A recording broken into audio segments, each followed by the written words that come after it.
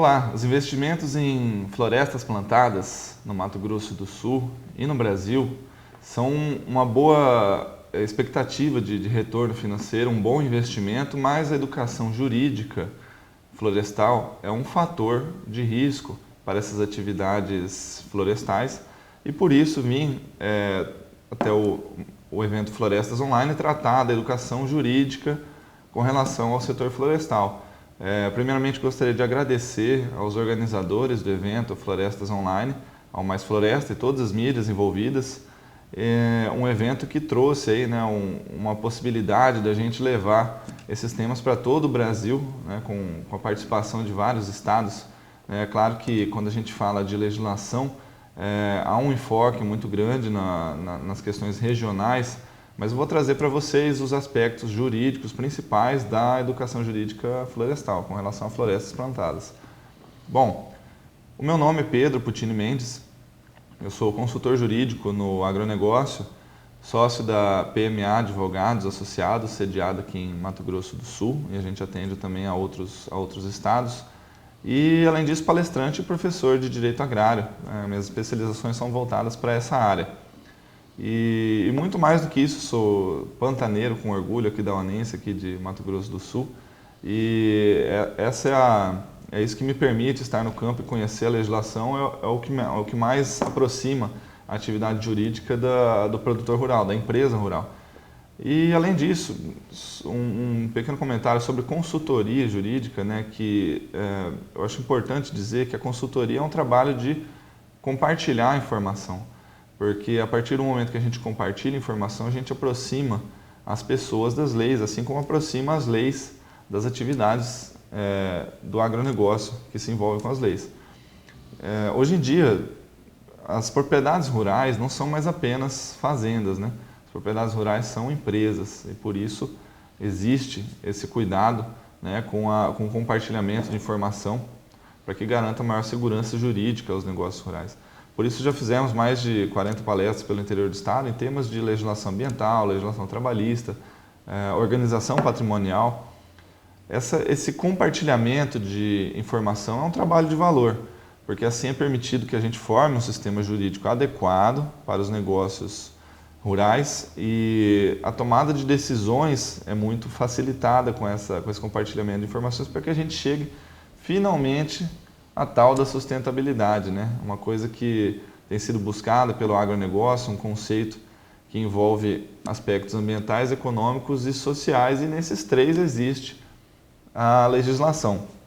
Um exemplo disso, que é exigido do agronegócio, muitas empresas têm buscado certificações nacionais e internacionais para agregar valor, para gerar competitividade aos seus produtos. Exemplo disso é o selo Rainforest, do qual empresas multinacionais são certificadas, como a Eldorado, a Fibra, que atestam utilizarem-se deste e de outros selos de certificação na sustentabilidade, e isso envolve a legislação.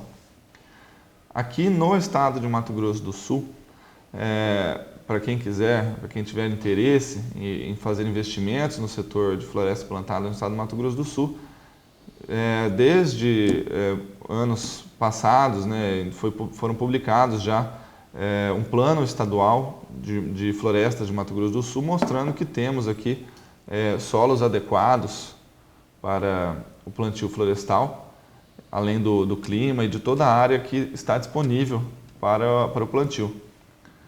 Bom, quando a gente fala em segurança jurídica e sustentabilidade junto, esses fatores não envolvem só aspectos ambientais, né? É importante tomar cuidado com as questões fundiárias, né, no momento de manter as matrículas atualizadas, os contratos de arrendamento, de compra e venda, os contratos de integração, que agora estão regulamentados por uma nova legislação. Além das questões fundiárias e contratuais, o que envolve a sustentabilidade e a segurança jurídica também são as questões trabalhistas, muito presentes, não só no setor florestal, como em outros muitos setores. Nas questões trabalhistas existe a exigência da adequação dos funcionários aos seus devidos contratos de trabalho. Os ambientes de trabalho precisam contemplar as normas regulamentadoras, a tal DNR, né, NR31, e outras muitas NRs que prevêem também a utilização de equipamentos de proteção individual, dentre outros reflexos trabalhistas que atingem as atividades do agronegócio. Além disso, as questões ambientais, né, que a gente tem aqui já a exigência do CAR até o prazo de 31 de dezembro de 2017, prorrogável mais um ano, ainda não sabemos, mas com o CAR é feito o diagnóstico, né, dessas propriedades rurais, para verificar se existe o passivo, o ativo ambiental, o que fazer, né, com o manejo, até mesmo o manejo florestal, e as questões tributárias, né, onde a empresa rural deve se atentar. Mas tem gente que infelizmente só trabalha quando a legislação bate a porta, né? Então tem gente que trabalha somente quando acontece o chamado jurídico contencioso, o que não recomendo, porque daí o prejuízo já está formado, né? O trabalho contencioso é apagar incêndios. É uma coisa que o setor florestal realmente não deseja trabalhar com esse tipo de atitude. Mas vamos falar mais especificamente da legislação de floresta plantada, especificamente no setor florestal. Então, não será abordado florestas nativas ou a questão das carvoarias, não. Aqui no Mato Grosso do Sul, existem, eu contei assim 8 ferramentas, 8 criações jurídicas que é necessário uma atenção para o plantio de florestas, como são o cadastro eletrônico de pessoas físicas e jurídicas que desempenham atividade florestal, o CAF. Ele é trazido por uma resolução da Secretaria do Meio Ambiente aqui do Estado. O cadastro técnico ambiental estadual, de uma lei estadual aqui, a 3.480, de 2007. Existem 2 taxas que são recolhidas por quem desempenha atividade no setor de floresta plantada, que são a taxa de controle e fiscalização ambiental estadual e também a taxa de transporte e movimentação de produtos e subprodutos florestais. Ambas essas taxas trazidas por uma lei estadual também. A mesma lei que eu citei com relação ao cadastro técnico. Além disso, o controle de origem anual, o controle de origem anual, esse é exigido pelo Código Florestal. Então é uma lei federal, serve para todos os estados. Mais 4 ferramentas jurídicas. O plano de suprimento sustentável, que é estadual, o comunicado de plantio, o informativo de corte e, além disso, a autorização ambiental de corte de floresta plantada. Olha o tanto de coisa que um investidor, um produtor, um empresário do setor de floresta plantada precisa se atentar com relação à legislação. Bom, primeiro, o Código Florestal, é uma lei federal, então vamos começar por ele. O Código Florestal, ele traz aqui uma vantagem para quem vai trabalhar com florestas plantadas, que é a isenção do PMFS, o Plano de Manejo Florestal Sustentável, para quem vai trabalhar com manejo e exploração de florestas plantadas. Isso está no Código Florestal, no artigo 32. Além disso, o plantio ou reflorestamento com espécies florestais nativas ou exóticas independem de autorização prévia, né? Mas aí exige aquele informativo anual ao órgão competente. Isso está no artigo 35. E além disso, é importante saber que o parágrafo 2º desse mesmo artigo 35, ele diz que é livre a extração de lenha e demais produtos de florestas plantadas, com exceção às áreas de preservação permanente e de reserva legal. Bom, aqui no estado de Mato Grosso do Sul, mais uma vantagem para quem quiser investir, uma facilidade da legislação é a resolução 17 de 20 de setembro de 2007, ela diz que essa atividade de florestas plantadas, ela independe de licenciamento ambiental. E além disso, inclui-se, né, na dispensa de licenciamento os plantios com finalidade de atendimento ao plano de suprimento sustentável, PSS. Bom, então está explicado aí com relação ao licenciamento aqui no estado de Mato Grosso do Sul. Uma exigência aqui do estado é o comunicado de plantio. Talvez isso seja semelhante à legislação de outros estados, mas quando o empresário rural desejar fazer o plantio da sua floresta, ele vai ter que fazer esse comunicado, e quem diz isso é a resolução 20 da Secretaria do Meio Ambiente.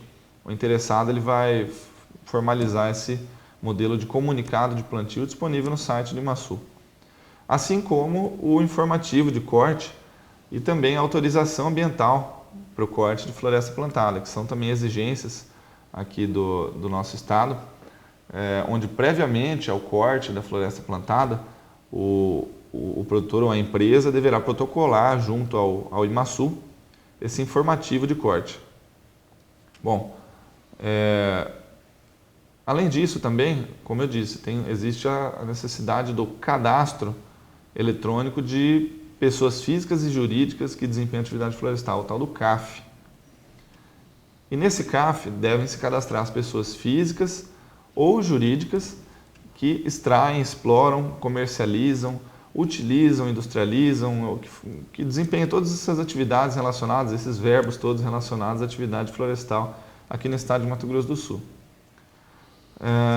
Então, além do CAF, existe um outro cadastro, são dois cadastros, né? O CAF e o Cadastro Técnico Ambiental Estadual, que eu vou comentar um pouquinho para vocês. Esse cadastro técnico, ele é feito também pelas pessoas físicas ou jurídicas que se utilizem da atividade de florestas plantadas e se não se inscrever nesse cadastro.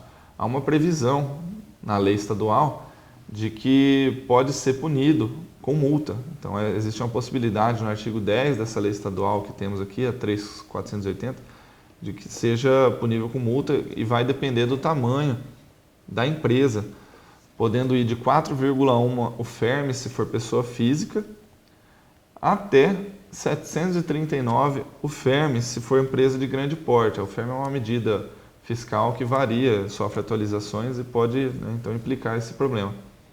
Bom, falado sobre esses dois cadastros que é necessário fazer para desempenhar a atividade de floresta plantada, sobre aquelas duas taxas que tem que ser feito o recolhimento.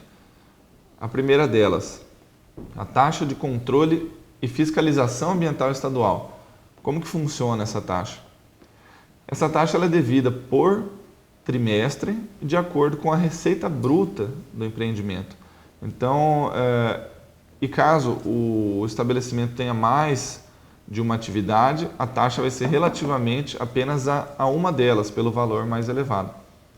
Essa taxa ela é devida no último útil de cada trimestre do ano civil.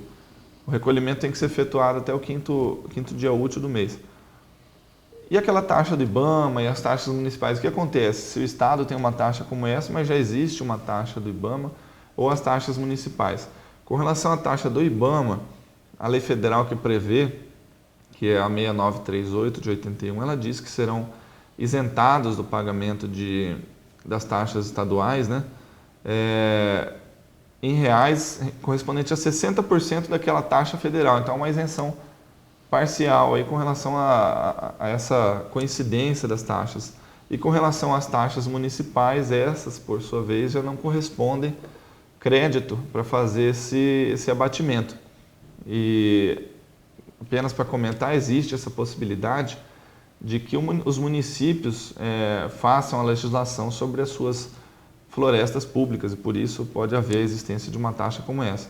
Bom, fora a taxa de controle, existe aquela também sobre transporte e movimentação de produtos e sobre subprodutos florestais, que também deve corresponder ao recebimento regular desses produtos até o volume correspondente ao valor pago da taxa. Então, é uma conta que é feita pelo órgão ambiental estadual para tarifar esse transporte. Bom, sobre o relatório anual da matéria-prima florestal. Isso é uma exigência estadual da Lei 4163 de 2012 e esse relatório ele é exigido, ele deve ser informado anualmente para o órgão ambiental competente, no caso aqui o IMASU, aqui de Mato Grosso do Sul.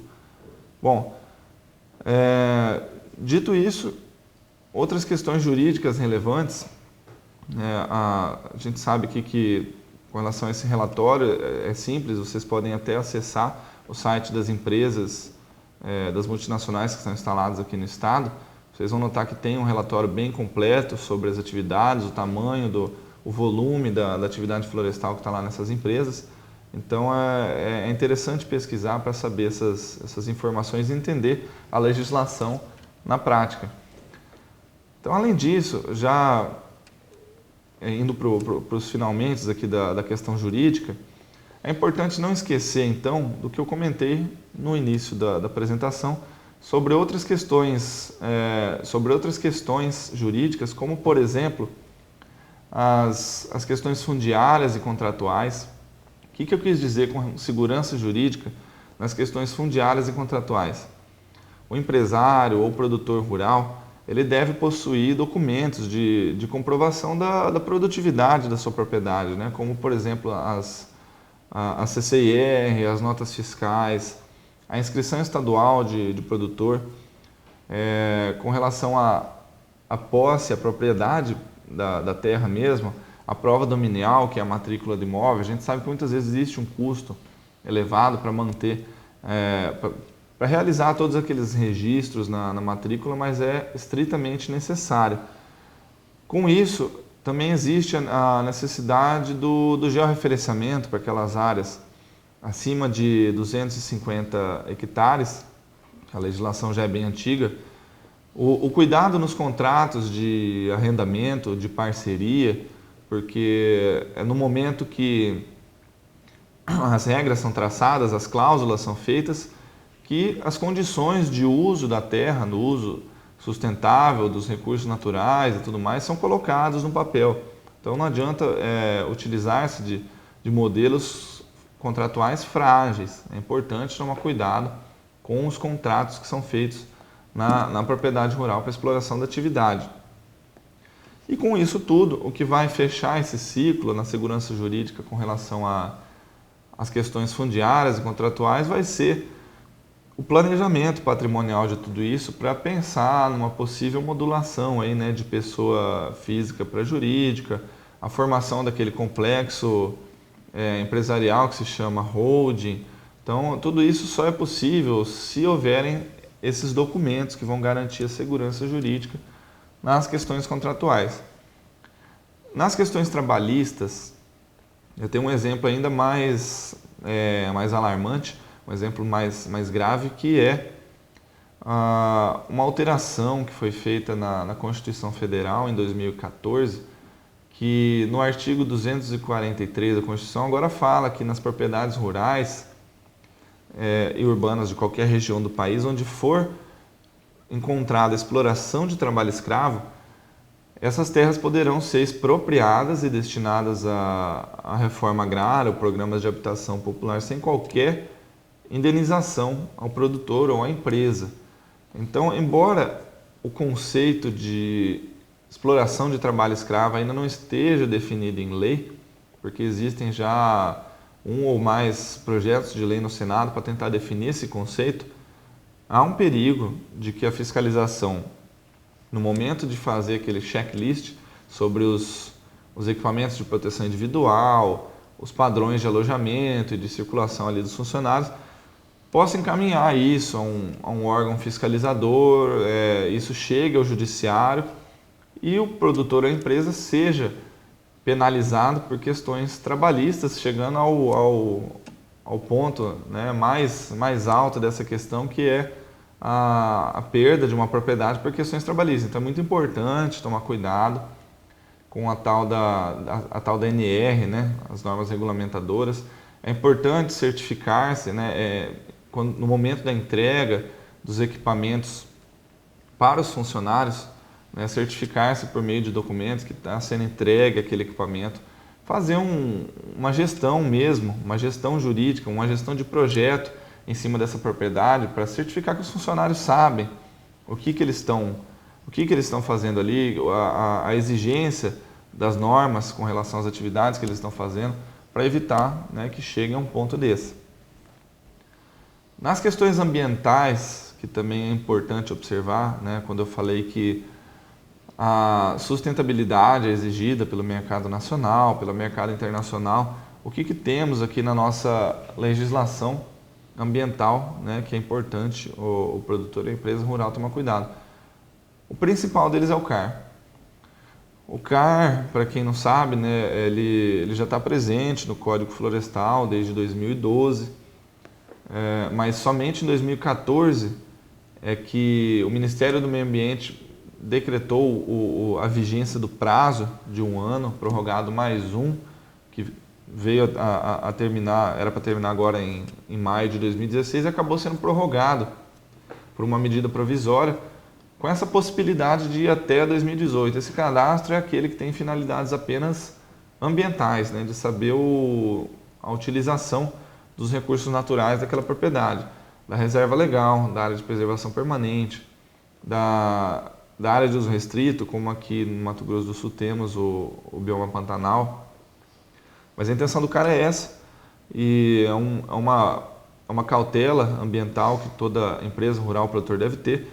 E no momento de fazer esse cadastro também é possível descobrir, né, a existência de ativos ou passivos, como eu disse anteriormente, e esses ativos poderão ser negociados por meio de cotas. O que são esses ativos, né? São os excedentes, a sobra, né, de uma reserva legal para ser negociado com propriedades que não têm, desde que seja dentro do mesmo bioma e todas aquelas regras. E além disso, o CAR vai poder verificar a possibilidade da revisão daqueles termos de ajustamento de conduta, porque no momento que faz o CAR tem que ser informado sobre um termo de ajustamento de conduta. Se ele tiver em regras anteriores, de legislação ambiental anterior, é possível, né, dar uma analisada na viabilidade jurídica desse TAC para adequar ele às regras novas. E as consequências de não atender a essas obrigações ambientais que eu falei até agora são ambientais, por conta da fiscalização, de multas e tudo mais. Também penais, a lei de crimes ambientais ela prevê penalidades para quem não cumpre essas obrigações ambientais. Tributárias, porque no momento de fazer ITR, que inclusive alerta aos profissionais da área, aos produtores, às empresas, que já está aberto o prazo para declaração do ITR, desde o dia 22 de agosto, vai até o dia 30 de setembro. No momento de fazer o ITR, é entregue aquela ata de declaração ambiental, onde são declarados reserva e APP. Por enquanto é isso que vai abater essas áreas no ITR, mas futuramente quem vai fazer o abatimento dessas áreas de interesse ambiental do ITR será o CAR. Então está aí mais uma importância do CAR. E além disso, consequências financeiras, né? Quem necessita de crédito rural futuramente vai ficar impossibilitado de fazer essa negociação junto aos bancos por conta de uma obrigação ambiental. Bom, encerradas as questões ambientais, também deixo algumas reflexões para o empresário rural sobre as questões tributárias, porque existem formas jurídicas e tributárias na atividade rural, dependendo de quem estiver exercendo essa atividade, seja pessoa física, empresário individual ou sociedade empresária. Em cada uma dessas modalidades haverá uma forma de tributação diferente. Na primeira delas, na pessoa física, né, a gente sabe que a tributação utilizada é a tabela progressiva mensal. Para a empresa individual e para a sociedade empresária, a forma de tributação pode ser pelo Simples Nacional, que reduz muito, simplifica a tributação. Também pode ser por lucro presumido e lucro real, isso para a empresa individual e para a sociedade empresária. E onde que isso vai implicar, né? Essas opções, essas formas de tributação, a modulação de empresas vai implicar na tributação, porque é possível citar aqui mais de aproximadamente 10 impostos que vão ser simplificados com uma boa gestão jurídica sobre essas propriedades. Há exemplo do ITBI, aquele Imposto sobre Transmissão dos Imóveis, o ITR, como eu falei agora há pouco, o ITCMD, no caso de empresas familiares, né, que vai incidir no momento de uma sucessão, o próprio Imposto de Renda, a CSLL, Contribuição Social sobre o Lucro Líquido, PIS, COFINS e o ICMS. Esses últimos, né, ou seja, o Imposto de Renda, a CSLL, o PIS, COFINS e o ICMS são todos simplificados através do Sistema Simples Nacional. Bom, um exemplo ainda com relação à questão do ITR, por que é importante a empresa rural, né, seja no setor florestal ou em qualquer outro setor, tomar cuidado com as avaliações é que essas avaliações estão sendo um pouco conturbadas depois da possibilidade de convênios municipais, que aqui no estado de Mato Grosso do Sul, todos os municípios já são conveniados, abrindo a possibilidade que eles fiscalizem, avaliem e cobrem os tributos. As avaliações estão sendo muito debatidas entre os produtores e a fiscalização, porque antigamente o valor de terra nua utilizado era o do INCRA, e agora as prefeituras estão contratando empresas por meio de licitação para alimentar o sistema de preços de terras, o SIPT, com valores de terra nua que eles entendem adequados. Isso está gerando distorções muito grandes, porque o produtor ou a empresa rural estava declarando com a avaliação que entendia devida, o imposto territorial rural ele é declaratório, e agora essas informações estão sendo auditadas por meio dessas empresas.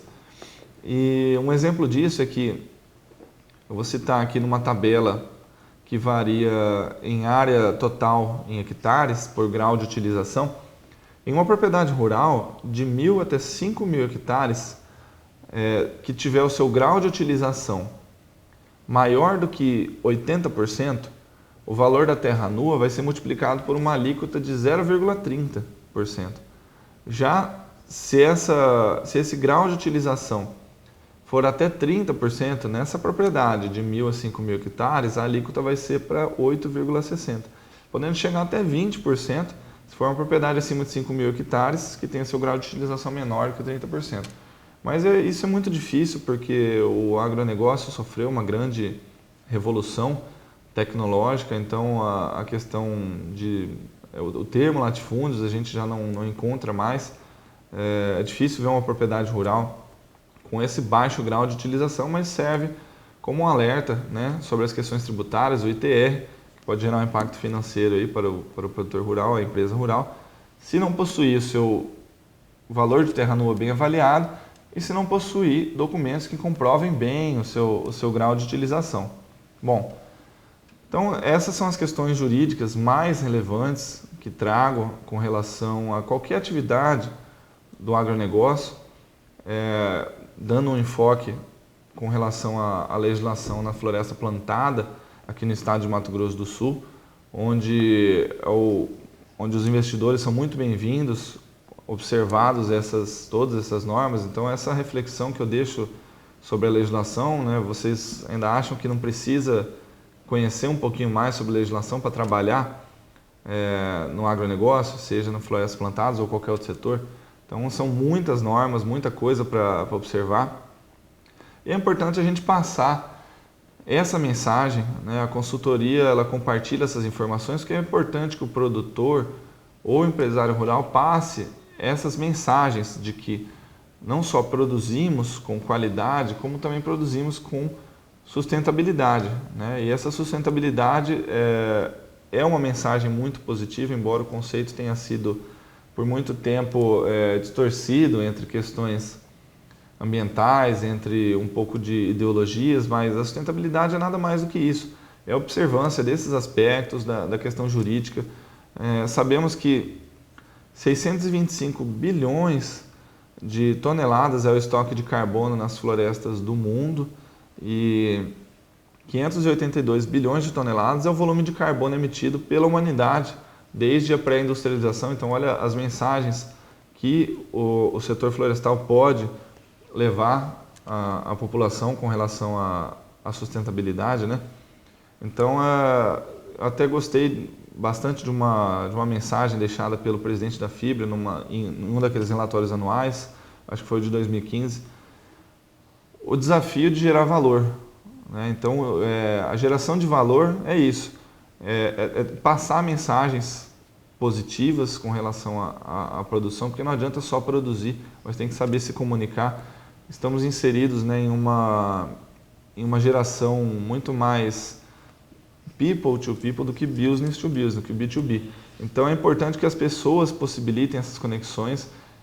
Até mais uma vez eu reforço os agradecimentos e a importância de um evento como o Florestas Online, que possibilita né, esse contato, essa interação entre pessoas do país inteiro.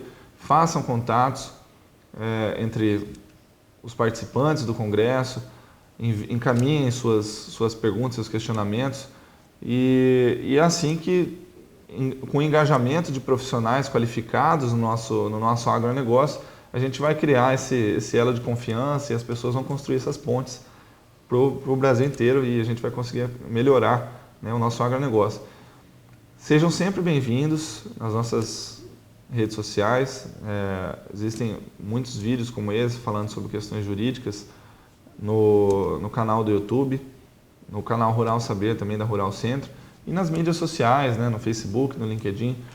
Quem somos, né? A PMA Advogados é composta por 3 sócios, mas temos uma equipe de pessoas, de consultores jurídicos para atender as necessidades do agro e trabalhar com essa ideia de compartilhamento de informação através de treinamentos e cursos sobre as questões jurídicas, tanto na questão de segurança patrimonial no agronegócio, né, quando eu falei de questões fundiárias, empresariais, ambientais, também sobre cadastro ambiental rural, sustentabilidade, NR31 e daí por diante.